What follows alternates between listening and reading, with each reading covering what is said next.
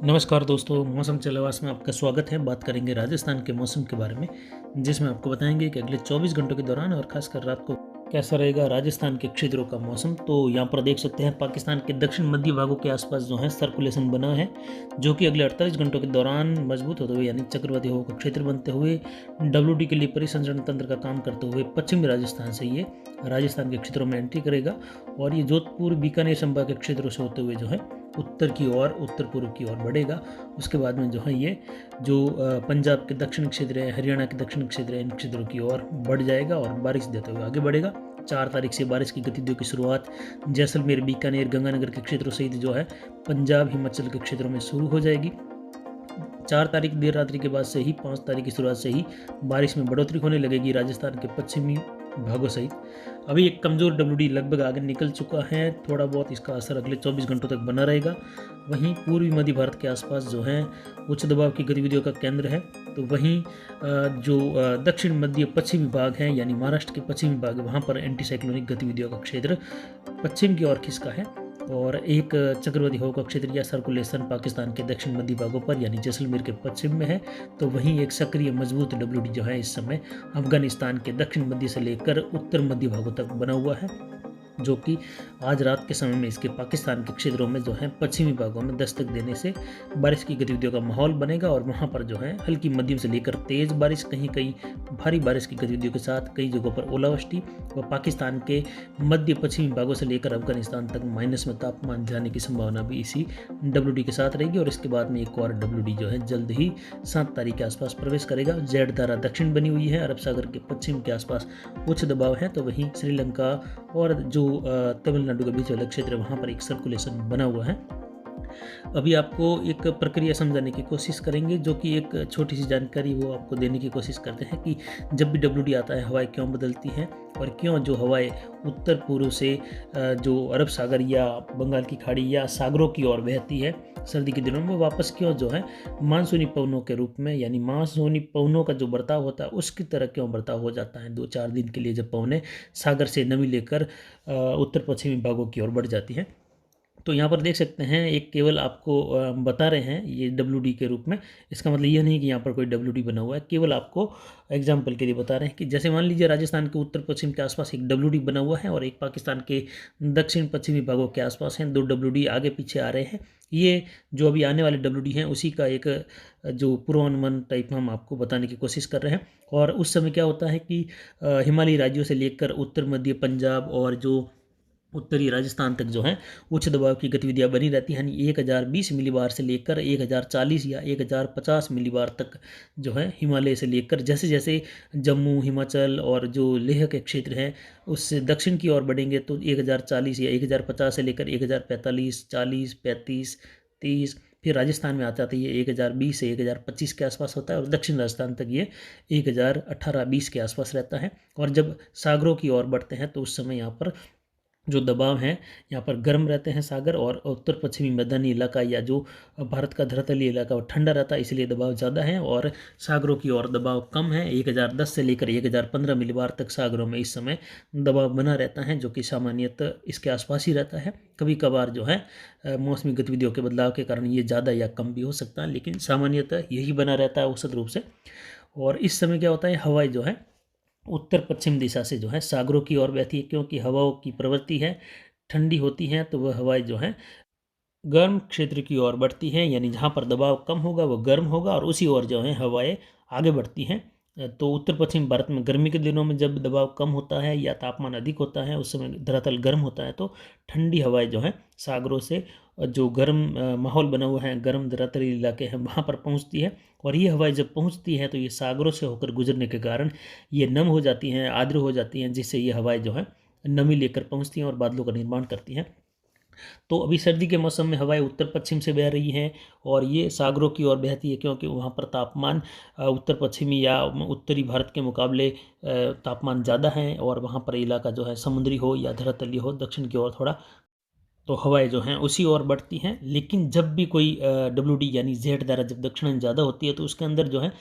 Jet के ऊपर नीचे उत्तर दक्षिण होते हुए पूर्व की ओर बढ़ने के कारण जब हवाएं घुमावदार रूप में तेज़ी से घूमती हैं तो उस समय जो है एक सर्कुलेशन बनते हुए चक्रवाती सिस्टम बन जाता है और ये काफ़ी मजबूत चक्रवाती सिस्टम जो है भूमध्य सागरों से बनकर आगे बढ़ते हैं, जो बड़े तूफान के रूप में होते हैं और आगे जहाँ से भी आते हैं भारी से बहुत भारी बारिश देते हुए आते हैं। तो जब ये भारत के जो हिमालयी पश्चिमी भाग है वहाँ पर आते हैं तो ये हवाएं जो हैं दो भागों में बढ़ जाती हैं जेट की। तो उस समय जो है ये हवाएं यहाँ पर घुमावदार रूप में वापस दक्षिण दक्षिण पूर्व होते हुए पश्चिम की ओर मुड़ जाती हैं और एंटी साइक्लोन का निर्माण करती हैं, जिसमें हवाएं ऊपर से नीचे की ओर बैठती हैं। इसीलिए ये चक्रवाती सिस्टम काफ़ी मजबूत होने के बावजूद भी जो है भारत के उत्तर पश्चिमी इलाकों पर आने के बाद जो है कमज़ोर होने लगते हैं। और जब हिमालय के क्षेत्रों की ओर ये टकराते हैं तो वहाँ पर बारिश की गतिविधियाँ थोड़ी ज़्यादा होती हैं। और उस दौरान क्या होता है कि जब भी ये आते हैं तो इसके केंद्र का जो तापमान होता है वो ज़्यादा होता है। इसीलिए जो है जब भी कोई WD की आहट होती है तो रात का तापमान बढ़ने लगता है, कुछ दिन का तापमान भी बढ़ने लगता है, क्योंकि इसके अंदर तापमान बढ़ा हुआ रहता है। और जैसे ही ये इधर पहुंचते हैं तो पहले ही जो है उत्तर पश्चिमी उत्तरी भारत के क्षेत्रों में तापमान रात का और दिन का थोड़ा बढ़ने लगता है, यानी जो दबाव है वो घटने लगता है और उच्च दबाव की गतिविधियाँ जो हैं धीरे धीरे कम होने लगती है। तो इस समय क्या होता है कि जब नॉर्मली जो हवाएं उत्तर पश्चिम से चलती है उस समय जो है सागरों में तो दबाव वही 1010 से लेकर 1015 मिलीबार के आसपास औसत बना रहता है, उसमें कोई बदलाव विशेष नहीं होता है। बदलाव होता है केवल उत्तर पश्चिमी इलाकों में। यहाँ पर कुछ समय के लिए जलवायु गतिविधियाँ जो हैं बदल जाती हैं, यानी 2 से 3 दिनों के लिए 4 दिनों के लिए गतिविधियाँ बदल जाती हैं। तो उसमें क्या होता है, जैसे ही केंद्र का तापमान लिए हुए सिस्टम आगे बढ़ता है बिखरे हुए रूप में, कमज़ोर रूप में, जो कि एक चक्रवाती सिस्टम न कहकर उसको जो है WD यानी पश्चिम विक्षोभ कहते हैं, वेस्टर्न डिस्टर्बेंस कहते हैं, जो एक पश्चिमी गड़बड़ी के रूप में जाना जाता है। और ये गड़बड़ी हिमालय में जब जेट टकराती हैं दो भागों में, एक तिब्बत की ओर, एक भारत के जो हिमाचल के क्षेत्र है इन क्षेत्रों की ओर से नीचे की ओर उतर जाती है। तो ये आगे बढ़ते हुए जब उत्तरी जो बंगाल की खाड़ी है वहाँ तक पहुँचने के बाद उत्तर पूर्वी मानसून का रूप ले लेती है। तो जब उत्तर पश्चिम में जो 1040 के आसपास 1040 मिलीबार के आसपास जो दबाव था वह कम होकर 1005 से लेकर 1009 मिलीबार के आसपास तक चला जाता है, तो सागरों के मुकाबले यहाँ पर दबाव कम होता है। इसमें आप देख सकते हैं पहले हमने लाल कलर में अरब सागर के आसपास दिखाया था और अब लाल कलर में दिखा रहे हैं उत्तर पश्चिम भारत में, क्योंकि लाल कलर का मतलब है कि गर्म और जो यहाँ पर ब्लू कलर का मतलब हमने दिखाया है ठंडा। तो अभी ठंडा यानी उच्च दबाव अरब सागर के आसपास है और जो कम दबाव का क्षेत्र बना हुआ है, माहौल बना हुआ है, वह उत्तर पश्चिम भारत के आसपास है। इसलिए ये हवाएं जो हैं अब सागर से वापस कुछ समय के लिए यानी कुछ घंटों के लिए, कुछ दिनों के लिए, 2 से 3 दिनों के लिए या कभी कभी 4-5 दिनों के लिए हवाएं जो हैं दक्षिण पश्चिम दिशा से जो है उत्तर पूर्व की ओर बढ़ते हुए वहाँ पर एक सर्कुलेशन का निर्माण करती हैं और वहाँ पर जो है ये हवाएं काफ़ी आर्द्र पहुँचती हैं, जिससे WD जो नमी लेकर आता है उसको बहुत ज़्यादा मात्रा में नमी मिल जाती है। इसीलिए जब भी WD कमज़ोर रूप में या सक्रिय WD भी आता है तो उसको जो है ज़्यादा सक्रिय बनाता है अरब सागर से पहुँचने वाली नम हवाएं, जो कि गुजरात, राजस्थान, महाराष्ट्र और दक्षिण नम हवाएं उधर पहुंचने लगती हैं और उधर जो है एक मजबूत WD का निर्माण हो जाता है और हिमालय के क्षेत्रों में भारी से बहुत भारी बर्फबारी, भारी बारिश और उत्तर पश्चिमी राजस्थान और दक्षिण पश्चिमी राजस्थान से लेकर उत्तर पूर्वी मध्य राजस्थान तक भी कई बार मूसलाधार बारिश हो जाती है। तो कई बार जो है दक्षिण पूर्वी राजस्थान के क्षेत्रों में भी जो है उदयपुर संभाग से लेकर मूसलाधार गतिविधियाँ हो जाती हैं, क्योंकि दक्षिण पश्चिमी हवाएं जब अरब सागर से भारी मात्रा में नमी लेकर पहुंचती हैं तो सबसे ज़्यादा जो है ये उदयपुर और दक्षिण पश्चिमी राजस्थान, मध्य राजस्थान के क्षेत्रों से अरावली रेंज के आसपास के क्षेत्रों में जो है अच्छी खासी बारिश दे जाता है। और जब मानसूनी सीजन होती है उस समय भी यहाँ पर अतिवृष्टि की गतिविधियाँ तभी देखने को मिलती हैं जब जो है कोई चक्रवाती सिस्टम जो है उत्तर पश्चिम भारत के आसपास बने और दबाव की गतिविधियाँ वहाँ पर जो है सागरों के मुकाबले कम हो जाए, और उसी समय जो है अगर WD का साथ मिल जाए तो यहाँ पर जो है गतिविधियाँ विशेष बन जाती हैं और लगातार बारिश की गतिविधियाँ यहाँ पर बन जाती हैं 2 से 3 दिनों के दौरान, जो कि अतिवृष्टि या बाढ़ का कारण भी बनती हैं मानसूनी सीजन में। और उसी दौरान जो है जब ये सिस्टम एक साथ 2-3 आ जाते हैं तो पूरा जो है उत्तर पश्चिमी उत्तर भारत का माहौल गर्म होने लगता है दोनों ही सागरों के मुकाबले, यानी अरब सागर, बंगाल की खाड़ी के। तो उसमें जो है राजस्थान में भी सर्कुलेशन बनने लगते हैं, कुछ गुजरात में भी, और मध्य प्रदेश के क्षेत्रों से लेकर महाराष्ट्र और जो पूर्वी मध्य भारत है वहाँ तक के क्षेत्रों में जो है कहीं पर भी सर्कुलेशन बन जाते हैं, जो कि हवाएं जब दक्षिण पश्चिम से आगे बढ़ती हैं, नमी वाली हवाएं बढ़ती हैं और यहाँ का तापमान थोड़ा उस WD के कारण बढ़ जाता है, तो वह हवाएं जो है घड़ी की विपरीत दिशा में घूमने लगती हैं। और जब वापस WD आगे निकल जाता है, उसका केंद्र का तापमान जो बना हुआ था वो आगे निकल जाता है इन एरिया से, तो फिर से जो है ये इलाके ठंडे हो जाते हैं सागरों के मुकाबले, और इसीलिए फिर से हवाएं जो हैं उत्तर पश्चिम से आगे बढ़ने लगती हैं और फिर से जो है एंटी साइक्लोन सक्रिय हो जाता है। तो ये गतिविधियाँ इस प्रकार होती हैं WD के कारण। तो आपको बता दें कि अभी WD जो है 4 तारीख को उत्तर पश्चिमी राजस्थान के क्षेत्रों में दस्तक देगा। उसके बाद एक और WD जो है 7 तारीख को दक्षिण पश्चिमी राजस्थान के क्षेत्रों से होते हुए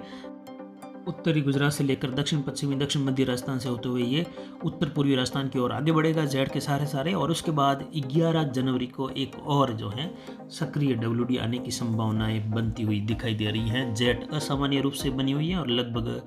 15 जनवरी तक ये इसमें जो है कोई खास गतिविधियों का बदलाव होता हुआ दिखाई नहीं दे रहा है कि उत्तर की ओर कुछ ये खिसक जाए। तो लगातार ये बनी हुई है और ये असामान्य रूप से है, हमने कई बार बताया। और अभी भी जो है 11 जनवरी के आसपास फिर से सक्रिय WD की आस हम कर सकते हैं, जो कि फिर से राजस्थान, मध्य प्रदेश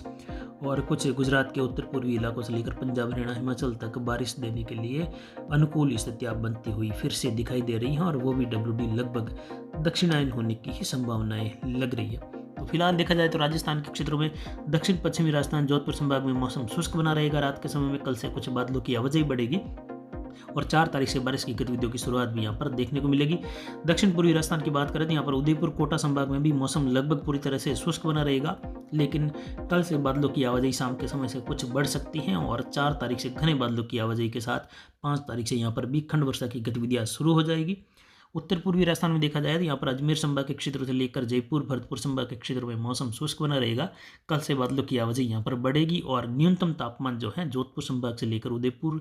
कोटा, अजमेर, जयपुर, भरतपुर संभाग के क्षेत्रों में कल सुबह का न्यूनतम तापमान कुछ 2 से 3 डिग्री तो कई जगहों पर 6 डिग्री तक का उछाल देखने को मिल सकता है और ये 4 तारीख तक भी ऐसे ही बना रहेगा। उसके बाद बारिश की गतिविधियाँ होने के बाद कुछ वापस कम होने लगेगा। उत्तर पश्चिमी राजस्थान में देखा जाए तो बीकानेर संभाग में भी न्यूनतम तापमान कल 3 से 4 डिग्री की बढ़ोतरी के साथ दर्ज किए जा सकते हैं और अधिकतम तापमान लगभग 27-28 डिग्री के आसपास, और ये 4-5 जनवरी तक भी ऐसे ही बने रहेंगे। उसके बाद 7 तारीख 8 तारीख के आसपास न्यूनतम तापमान में कमी आएगी, लेकिन फिर से जो है जल्द ही ये उतार चढ़ाव बना रहेगा और फिर से न्यूनतम तापमान वापस बढ़ने लगेंगे लगभग 10 तारीख के आसपास से, और ये गतिविधियाँ बनी रहेगी। यानी कड़ाके की ठंड जो जनवरी के पहले या दूसरे सप्ताह में देखने को मिलती है, फिलहाल उसकी संभावनाएं अब जनवरी के जो 7-8 तारीख के आसपास के समय के आसपास कुछ देखने को मिल सकती हैं, लेकिन इतने लंबे समय के लिए फ़िलहाल नहीं है। लेकिन जनवरी के दूसरे सप्ताह के आसपास से लेकर तीसरे सप्ताह के आसपास की गतिविधियों के आसपास ये कड़ाके की ठंड आने वाले समय में बढ़ सकती हैं। लेकिन अगर जेट असामान्य रूप से ऐसे ही बनी रहती हैं तो आगे जो है जनवरी का महीना इसी प्रकार बीत सकता है, लेकिन फ़िलहाल इसकी संभावनाएं अभी कोई खास ज़्यादा नहीं है। हालांकि अगले 2 सप्ताह तक ऐसी गतिविधियों की संभावनाएं फ़िलहाल बनी रहेगी। तो फिलहाल अभी की जानकारी के लिए इतना ही। आगे की जानकारी के लिए बने रहे हमारे चैनल पर। नमस्कार, जय हिंद, जय भारत।